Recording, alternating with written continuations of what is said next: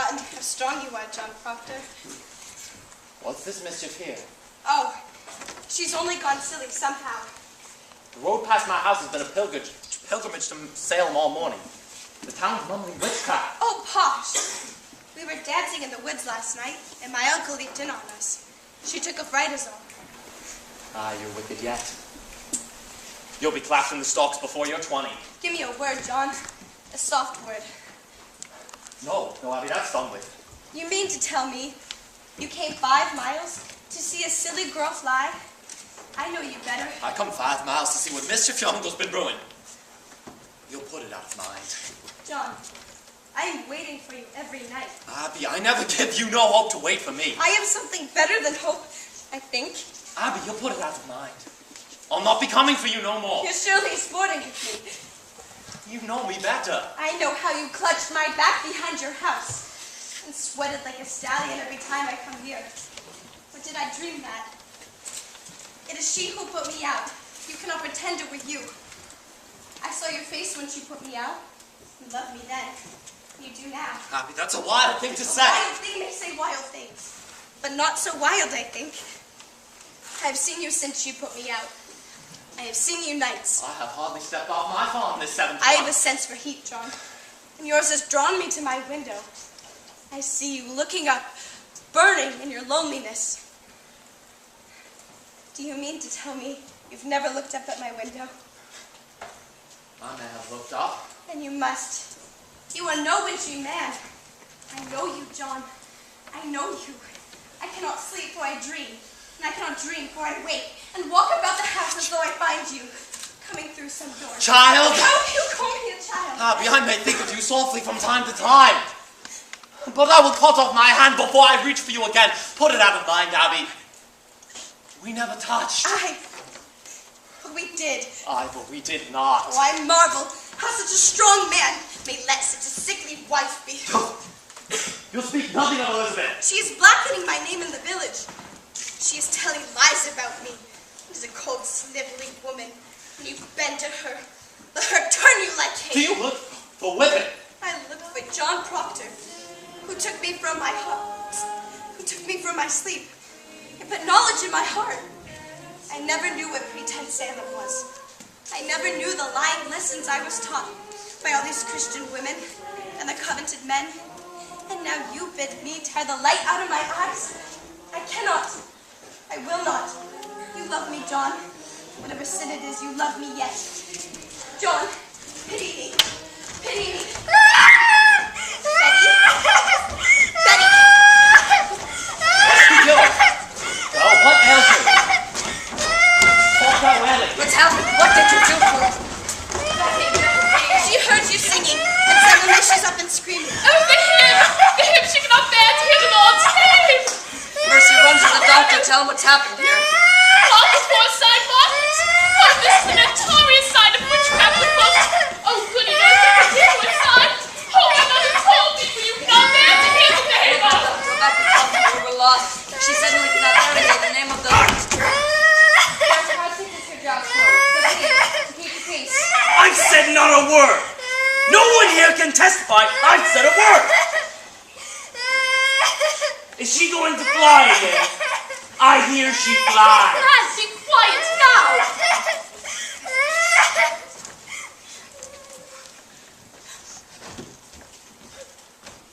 What have you done? What do you make of it, Rebecca? Pretty nurse, will you go to my room and see if you can wake her? I think she'll wake in time. Pray, calm yourselves. I've had 11 children and I'm 26 times a grandma. I've seen them all through their silly stages. When it comes upon them, they'll run the devil bow-legged keeping up with their mischief. I think she'll wake when she tires of it. You see, a child's spirit is like a child. You can never catch it by running after it. You must sit still, and for love, it itself will soon come back. Aye, that's the truth of it, Rebecca. This is no silly season, Rebecca. My Ruth is bewildered. She cannot eat. Perhaps she is not hungered yet. I hope you are not decided to go in search of blue spirits, Mr. Paris. I've heard promise of that outside. A wide opinions running through the parish, Rebecca, that witchcraft may be about, and I would satisfy them that they are wrong. Then let you come out and call them wrong. Did you consult the wardens before you called this minister here to look for devils? He is not coming to look for devils. Then what's he coming for? Why, there'll be children dying in the village, mister. I see none dying. This society will not be a bag for you to swing around your head, Putnam. Did you call a meeting before you called this minister here to... Oh, I am sick of meetings. Can't a woman turn her head without she having a meeting? She may turn her head, but not to hell. Pray, John, be calm. Mr. Paris, I think you'd best send Reverend Hale back as soon as he comes. This will only set us to arguing again in society, and we thought to have peace this year. I think we ought to rely on the doctor now, and on good prayer. Rebecca, the doctor is baffled. If so he is, then let us go to God for the cause of it. There's a prodigious danger in seeking of loose spirits. I fear it. I fear it. Let us rather blame ourselves. How may we blame ourselves? My erring husband is one of 9 sons. The Putnam seed has peopled this province. And I have one child left to bait till she shrivels. I cannot fathom that. Aye, but I must. You think it's God's work to never lose a child or grandchild either. And I bury all but one. There are wheels within wheels in this village, and fires within fires. When the Reverend Hale comes, you will continue to look for signs of witchcraft here. You cannot command Mr. Paris, Putnam. We vote in this society by name, not by acreage. Why, I never heard you worry about society, Mr. Proctor. In fact, I never saw you at Sabbath meeting since snow flew. I have trouble enough without I come 5 miles to hear him preach only hellfire and bloody damnation. Take it to heart, Mr. Paris. There are many others who stay away from church because you hardly ever mention God anymore. Why, that's a drastic charge. It is somewhat true.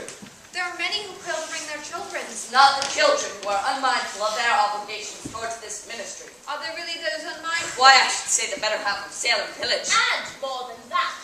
Where's my wood? My contract provides I be supplied with all my firewood, and I'm waiting in November for even a stick. And even in November, I must show my frostbitten hands like some London Beckham. You're allowed £6 a year to buy your wood, Mr. Paris. I regard that £6 as part of my salary. I am paid little enough without I spend £6 on firewood. 60, plus 6 for firewood. The salary is £66, Mr. Proctor. I am not some preaching farmer with the book under my arm. I am a graduate of Harvard College. I am well instructed in arithmetic. Mr. Corey, you will look far for a man of my kind at £60 a year. I'm not used to this poverty. I left a thrifty business in Barbados to serve the Lord. I cannot fathom it. Why am I persecuted here? I cannot raise one proposition without there being a howling right of argument. I have often wondered whether the devil may be here somewhere. I cannot understand you people otherwise. Mr. Paris, you are the first man ever to demand the deed to this house. Man don't a minister deserve a house to live in. To live in, yes!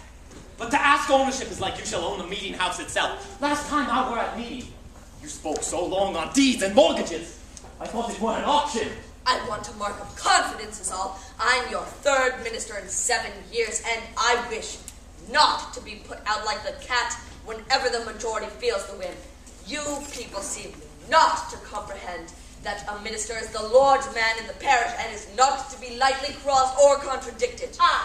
There is either obedience or the church will burn like hell is burning. May we speak 1 moment without we land in hell. I am sick of hell. It is not for you to say what's good for you to hear.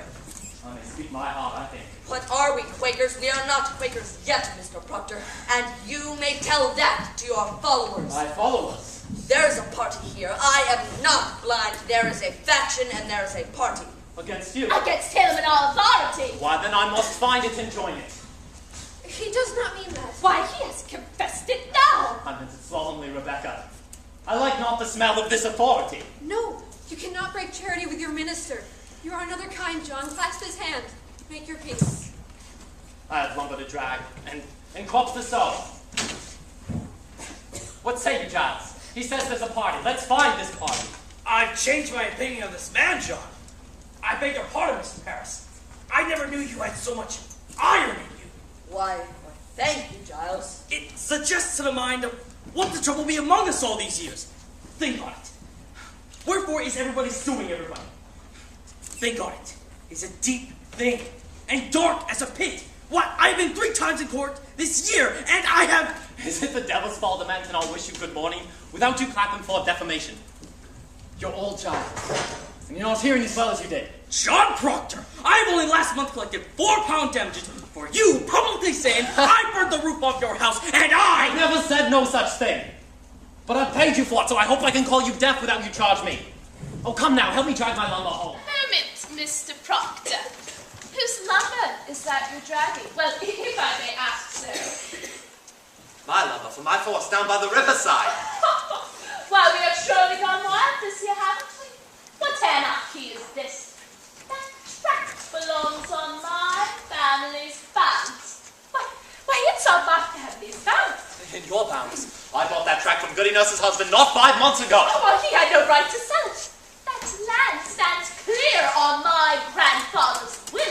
Well, with all the land between the river and... Your grandfather's will had a habit of willing away land that never belonged to him, if I may speak plain. Aye, that's God's truth. He nearly willed away my own pasture, but he knew I'd break his fingers if he set name to it. Let's get your lumber home, John.